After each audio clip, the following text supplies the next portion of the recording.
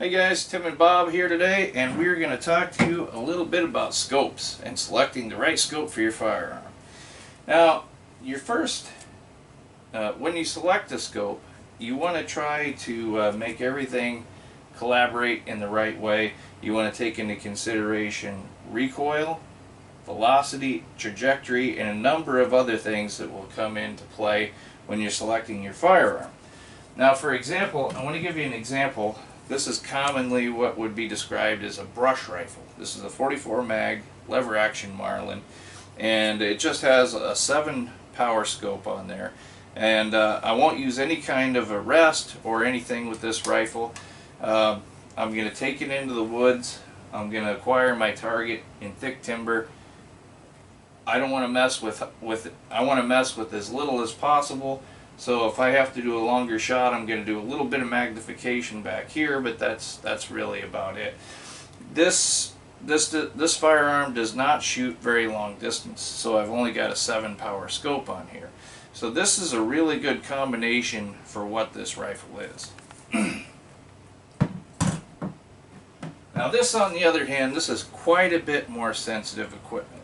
Here, what you're looking at is a 6.5 power to 20 power burst scope. This is for very long distance shots, and this is a little bit more technical because you're dealing with parallax adjustment in the front and your magnification in the rear. I would set this rifle on a bipod, and I chose the 243 because the 243 has extremely good trajectory and very little recoil. I've taken elk at 350 yards, and it was a breeze. I could go clear out to 600 yards with this rifle and this setup, no problem at all.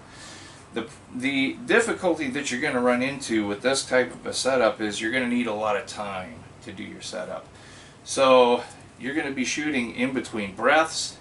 You're going to be shooting in between heartbeats, and with all the parallax adjustments and the power adjustments, and between stabilizing your rifle, just expect that you're going to have a lot of time when you go in there, and that you're going to be finding your animal at very long distances. And that's what this setup is designed for. Good rule of thumb when you're picking a scope for your rifle: put more money into your glass than you do into your rifle. Because the modern technology used in rifling, in just about any rifle these days, any modern rifle for hunting, you're going to get great grouping at great distances. This, for example, this is a Savage, and it's a department store box gun, and I'm grouping about 4 inches at 350 yards. So I put all my money into this Burris scope. I have a great scope. It's past middle of the road. And that really contributes to the overall success of this gun. Next, I'm going to talk to you a little bit about long eye relief scopes. Now, your typical eye relief on a rifle is going to be about 3 inches.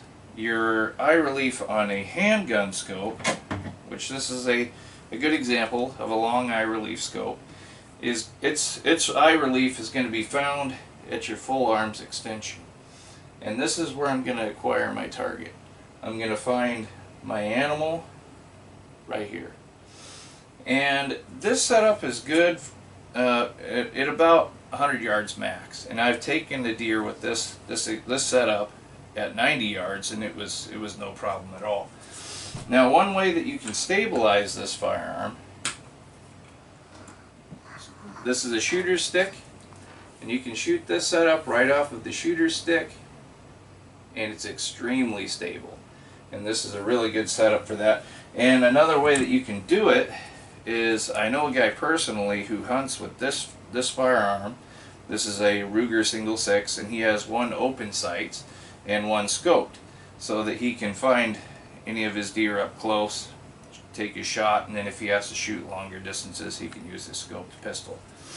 Now, in my opinion, when you're going to be doing a setup like this, it's wise to have a really good grip and also a really good trigger.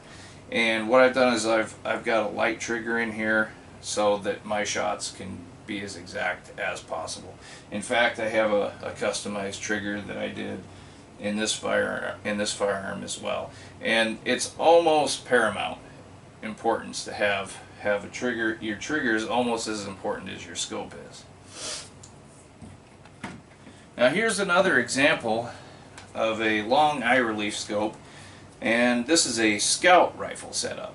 Now I built this out of a 1891 Mauser, and this is a little bit different because rather than a straight 4 power, this is a 3 to 7 power, and so you've got a little more magnification, being that it is a rifle, but your eye relief is still very similar.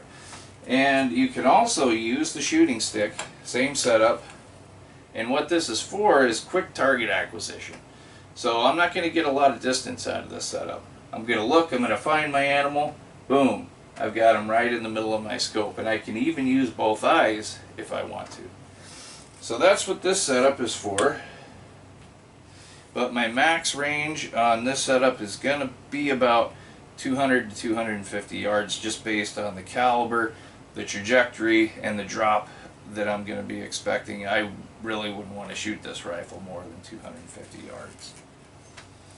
So that was my feedback on scopes, and now I'll give it to Bob.